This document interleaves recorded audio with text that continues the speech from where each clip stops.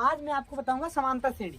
समांतर श्रेणी में भी 1-2 नंबर के क्वेश्चन, बहुत ही छोटे छोटे क्वेश्चन और बहुत ही इंपॉर्टेंट क्वेश्चन होते हैं, वो आपके सामने आते हैं। लेकिन आप लोग क्या होते हो, उसमें कुछ ना कुछ गलती कर देते हो। उसमें एक जैसे उत्तर होते हैं, लेकिन आप लोग क्या करते हो, उसमें गलत उत्तर मार के चले जाते हो। बहुगिली में प्रश्न आता है, हमें कुछ नहीं याद करना होता है इसमें, हमें इसमें बस थोड़ी चीज़ें याद करनी थी। मैं आज में इसमें दो चार जो इंपॉर्टेंट आपको 1 नंबर के क्वेश्चन होते हैं वो बताता हूँ। जैसे कि पहला क्वेश्चन है आपका, आपको पता होना चाहिए समांतर श्रेणी होती क्या है। समांतर श्रेणी, अगर आप कक्षा 10 के छात्र हैं तो उम्मीद करता हूँ ये सारी बातें आप जरूर देखेंगे और मेरी वीडियो को देख करके लाइक एंड कमेंट भी करेंगे। इसमें आपसे पूछता है के लिए सार्वंतर अंतर होगा। बच्चों आपके सामने एक समांतर श्रेणी दे रखी है, वो समांतर श्रेणी क्या कह रहा है देखो, उसमें लिखा है समांतर श्रेणी 3, 1 का -1, -3 -3 के लिए सार्वंतर क्या होगा। अब आपको यही नहीं पता होगा सार्वंतर क्या होता है, तो हम आपको कैसे बताएंगे। सबसे पहले आपको जानकारी होनी चाहिए समांतर श्रेणी होती कौन सी है। जिस भी क्रम में, चाहे वो गुणा के क्रम में हो, चाहे वो जोड़ के क्रम में हो, उसके बीच का अंतर समान हो। जैसे मैं आपको उदाहरण के तौर पे बताना चाहूँगा, जैसे मैं अगर 1 2 3 4 5 6 मैंने जो गिनती अकाउंट की है, इनके बीच का अंतर समान होना चाहिए।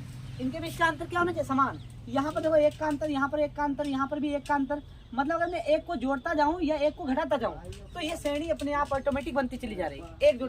1 में 1 जोड़ा 2 हो गया, 2 में 1 जोड़ा 3 हो गया, 3 में 1 जोड़ा 4 हो गया, 4 में 1 जोड़ा 5 हो गया, 5 में 1 जोड़ा 6 हो गया। मतलब जो भी क्रम से कोई चीज़ बनाते चले जा रहे हो वो क्या होती है, श्रेणी बनती है।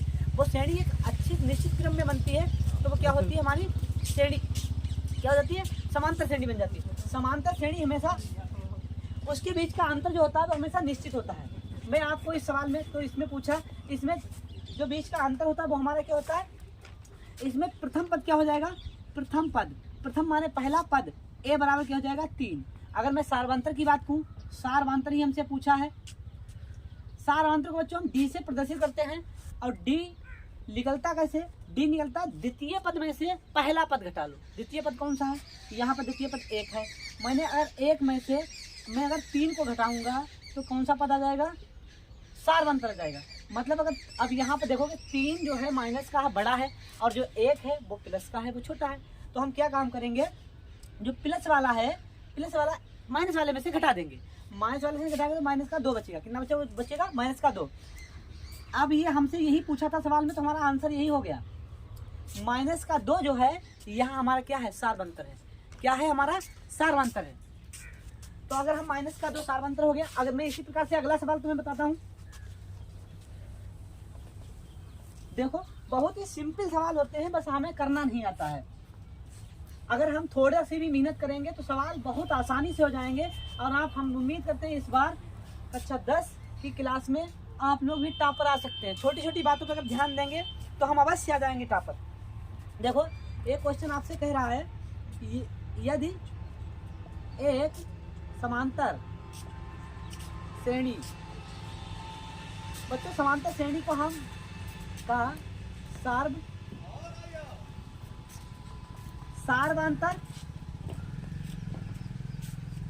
सार्वंतर जो है वो -4 है तथा 10वां जो पद है वो -8 है। तो प्रथम पद पूछा, तो प्रथम पद क्या होगा। बच्चों सवाल बहुत ही सिंपल है, बस आपको थोड़ा बहुत आपने मेहनत की हो, आपको करना आना हो चाहिए। आपको बता दें, हम समांतर श्रेणी को एपी भी बोलते हैं। क्या बोलती हैं, समांतर श्रेणी को हम एपी श्रेणी भी बोलते हैं। बेटा एक हरात्मक श्रेणी भी होती है जो आप लोग इंटर में पढ़ोगे, इंटर में है एक हरात्मक श्रेणी भी। आप पहले इस श्रेणी को जानो, उसके बाद में हम उसे भी जानते हैं। इसमें क्या हो जाएगा, देखो अगर आपको इसका मतलब, मैं पहले इस क्वेश्चन में आपको ये पता होना चाहिए कि मिल है दिया क्या क्या है। डी बराबर आपको बच्चों दे रखा है, सार्वंतर होता है 4 है, माइनस का वो भी। आपको ये देखा कि 10वां पद, मतलब ए जो है, जो ए 10 बराबर आपको दे रखा है -8। माइनस का 8, मतलब एक 10 की वैल्यू आपको देखी 8, मतलब 10वां पद जो है आपका, सॉरी बच्चों यहाँ पर n मतलब कि 10n बराबर, यहाँ पर थोड़ा मिस्टेक हो गया था, मतलब आपको 10वां पद देखा सीधे, जिसको हम लिख सकते हैं, क्या लिखेंगे, an, इसे हम लिख सकते हैं, कौन सा सवाल था आपका, सवाल नंबर, ठीक, मतलब 10वां पद, 10वां पद आपको देखा -8, तो बच्चों यहाँ पर हम लिख देंगे -8, मतलब a प्लस 10 मत आया तो 10 माइनस, ये हमारा सूत्र होता है ए एन बराबर a प्लस का n-1 इंटू डी, ये हमारा nवां पद निकालने का सूत्र होता है, nवां पद। तो यहाँ आपको दे रखा था कि यहाँ पे 10वां पद, तो हमने यहाँ पे 10 रख दिया, 10 की जगह पे ना -8 रख दिया, यहाँ पर बंद कर देंगे, और डी की वैल्यू आपको पता है कि -4 है बच्चों, माइनस है इसीलिए मैंने ब्रैकेट लगा के रखा है, तो यहाँ क्या हो जाएगा -8, ए की वैल्यू निकाल ली, ये बच्चों बचेगा यहाँ पर प्लस का 9 की जब हम -4 से गुणा करेंगे तो क्या हो जाएगा, ए प्लस माइनस हो जाएगा, यहाँ पर माइनस प्लस माइनस का 9 चौक 36 को मैं इधर उठा के लाऊँ तो क्या हो जाएगा प्लस का, यहाँ हमारे साथ ऑलरेडी चल रहा था, तो मैं 8 और प्लस का इधर आएगा 36 बराबर ए, अगर 36 में से 8 जाएंगे कितने बचेंगे, तो आप लोग कहेंगे 28 आपका आंसर हो जाएगा, मतलब ए बराबर हो जाएगा आपका 28, मतलब प्रथम जो पद होगा इस समांतर श्रेणी का, जो प्रथम पद होगा वो कितना हो जाएगा 28। उम्मीद करता हूँ सवाल भी आपको समझ में आया होगा। चलो मैं आगे चलता हूँ।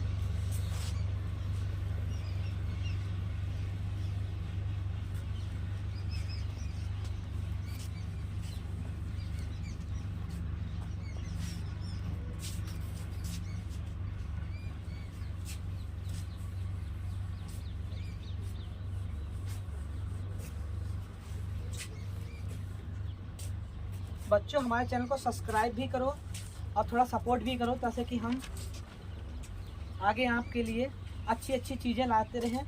बच्चों एक सवाल बहुत ही अच्छा है, काफ़ी बार पूछा गया है, इसमें लिखा है 1 से 10 तक की धनात्मक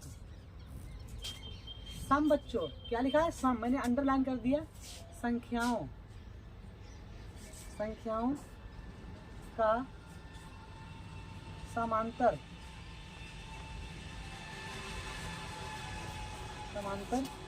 माध्य होगा। बच्चों आपसे ये पूछ रहा है 1 से 10 तक की संख्याओं का समांतर माध्य क्या होगा। जैसा कि आप लोग जानते हैं कि 1 से हम इसको काउंट करने में हमें पता होना चाहिए कि मतलब सम संख्याएं होती कौन सी। जो बच्चों 2 से कट जाती है वो हमारी क्या होती है, सम संख्या होती है। तो देख लो हम लिख कर दिखा रहे हैं आपको कौन सी इसमें कितनी होंगी संख्याएं, मतलब एक तो हो नहीं सकती, तो पहली सबसे छोटी सम संख्या हमारी 2 होती है। 2 के बाद हमारी क्या आएगी 4 के बाद क्या आएगी 6 के बाद क्या आएगी 8। इसने पूछा तक से बीच का पूछता तो ये 10 को हम छोड़ देते, लेकिन पूछा तक तो मतलब 10 भी हमारा क्या हो जाएगा, शामिल हो जाएगा। आप गिन लो 10 तक कितनी संख्या हो जाएगी, 1 2 3 4 5, कितनी संख्या हो गई 5। आपको पता है समांतर माध्य ज्ञात करने के लिए हमें क्या करना पड़ता है, समांतर माध्य ज्ञात करने के लिए हम सभी सारी संख्याओं को जोड़ेंगे। क्या करेंगे, जोड़ेंगे। मैं अगर इनको जोड़ दूं तो हम आप लोग भी जोड़ लेंगे। देख लो जोड़ने का तरीका क्या है, देखो मैं उल्टा दूं 10 और 10 20 और 10 30, मतलब इसका टोटल उत्तर कितना आ जाएगा 30। मतलब टोटल संख्याओं का योग कितना आ जाएगा बच्चों, इसमें योग हमारा आ जाएगा 30। अब 30 बच्चों संख्या कितनी हो गई, 1 2 3 4 5, कितनी हो गई 5। तो हम क्या काम करेंगे, बहुत सिंपल है, इनको जोड़ो और जितनी संख्या उनसे भाग दे दो। संख्या हमारी टोटल कितनी है 5 से अगर हम इसको भाग देंगे कितना आ जाएगा उत्तर 6 पंजे, इसका आंसर हमारा कितना हो जाएगा 6 बच्चों। समांतर माध्य कितना आ जाएगा 6। अगर ये पूछता है 1 से 10 के बीच की संख्या है, अगर इस क्वेश्चन को चेंज कर देता है 1 से 10 तक की जगह पे होता के बीच, क्या होता है के बीच, तो बच्चों इसका उत्तर और दूसरा आता। मतलब तो हम इसे 2 + 4 + का 6 करते प्लस का 8, लेकिन 10 को नहीं लिखते, तो हमारा टोटल आता है 20। और 20 में संख्या कितनी 1 2 3 4, कितनी संख्या होती है हमारी 4 संख्याएं होती। जब हमारी संख्याएं 4 होती तो 20 बटे हम जब 4 करते तो 4 × 4 = 4 × 5 = 20, तो हमारा उत्तर कितना आता है 5। तो हमारा समांतर माध्य कितना आता है 5। मैंने दोनों टाइप से बता दिया है, आपको जिस टाइप से समझ में आए उस टाइप से आप लोग कर लेंगे। और हमारे चैनल को एक और भी मैं और इसका सवाल बता रहा हूँ बहुफिली, फिर आपसे सारे क्वेश्चन समाप्त हो जाएंगे। फिर उम्मीद करता हूँ आप लोग भी आगे इस टाइप के सारे सवाल कर लोगे, 1 नंबर के जो सवाल होंगे आपके वो खत्म हो जाएंगे। और आप लोग वीडियो जब बार बार देख लें, रिव्यू करके देख लें बार बार, आपको सवाल समझ में आ जाएगा।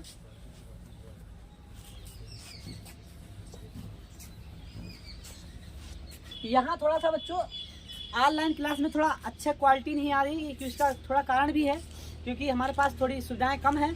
लेकिन मैं ऑफलाइन में पढ़ाता हूँ, आपको अच्छे से समझ में आएगा। ऑफलाइन भी आप क्लासेस ज्वाइन कर सकते हैं हमारी, और कुछ दिन के बाद हमारी ऑनलाइन बहुत अच्छी अच्छी क्लासें आएंगी। एक और देखो प्रश्न है, ये प्रश्न है, लास्ट प्रश्न है, मतलब समांतर है, समांतर श्रेणी, श्रेणी 3, 8, 13, 18 का कौन सा पद 78 है? कौन सा, इसमें आपसे पूछा है कि समांतर श्रेणी का कौन सा पद जो है वो 78 है। बच्चों ये सवाल आपको ज्ञात करने के लिए कुछ भी नहीं करना पड़ेगा, और जो मैं सवाल करवाता हूँ ये आपको आंसर्ड में भी मिलेंगे, आपको ये सवाल किताबों की एग्जाम्पल में भी मिलेंगे। मैं उम्मीद करूँगा ये सवाल आपको बहुत अच्छे समझ में आएगा। आपसे इसमें कौन सा पद तो हमें पता नहीं है, मतलब ये पता है हमें कि टी एन बराबर आपको दे रखा है 78, टी एन बराबर 78 रखा, लेकिन ये नहीं मान लिया मैंने, माना एनवा पद है, क्या है एनवा पद है, ठीक है बच्चों। तो मेरा सूत्र क्या होता है, अब पहले ये पता लगा हमें ए बराबर यहाँ से कितना आ जाएगा 3, पहला पद है। डी की वैल्यू निकालने के लिए मैंने कहा दूसरे पद में से हम पहले पद को घटा लेंगे। दूसरा पद क्या है 8 में से हमने 3 को घटाया तो कितना बच्चों आ जाएगा, हमारा आ जाएगा 5, मतलब हमारा सारवांतर है जो हमारा कितना आ जाएगा वो आ जाएगा 5 आ जाएगा। तो यहाँ पर अब हम सूत्र लगाते हैं, हमारा एनवा पद बराबर सूत्र होता है, एनवा पद बराबर सूत्र होता है ए प्लस का n-1 इंटू डी। बच्चों यहाँ पर एनवा पद का मान देखा है आपको 78, कितना देखा 78, ए हमें 3 है क्योंकि अभी मैंने निकाला ये 3 है, प्लस एन की वैल्यू नहीं पता है लेकिन डी की वैल्यू पता है 5 है, 78 ये 3 ये हो जाएगा 5 एकम 5 और एन, इस 5 की इससे गुणा होगी तो 5 एन हो जाएगा, माइनस का 5 और प्लस का बच्चों 3, तो इसमें क्या हो जाएगा यहाँ पर बचेंगे माइनस के 2, ये प्लस के 3 जो है माइनस के 5 इससे कट जाएंगे, तो यहाँ पे आ जाएगा 5 एन। बच्चों ये 5 एन इधर जुड़, 2 एन इधर, मतलब 2 जो है वो इधर जुड़ जाएंगे, तो ये 2 बराबर के इधर उठ के आएगा तो प्लस का हो जाएगा, तो इधर हो जाएगा 80 बराबर हो जाएगा 5 एन। बच्चों हम एन की वैल्यू निकालने के लिए 5 एन बराबर हमारा कितना हो गया 80, अगर एन की वैल्यू निकाल लिया तो 80 बटे कितना हो जाएगा 5, तो 5 एकम 5, अब 5 एकम 5 बचे 3, 5 6 का 30, मतलब कि 16 पंजे बच्चों क्या होता है 80 होता है। तो हमारा जो लास्ट पर जिसने पूछा हमारा 78 में जो 78 है वो क्या हो जाएगा, 16 पद जो होगा वो हमारा 78 होगा। मैं उम्मीद करता हूँ आप लोगों को हमारी वीडियो बहुत पसंद आएगी और मेरे चैनल को सपोर्ट करिए, और राधे राधे, जय श्री राम।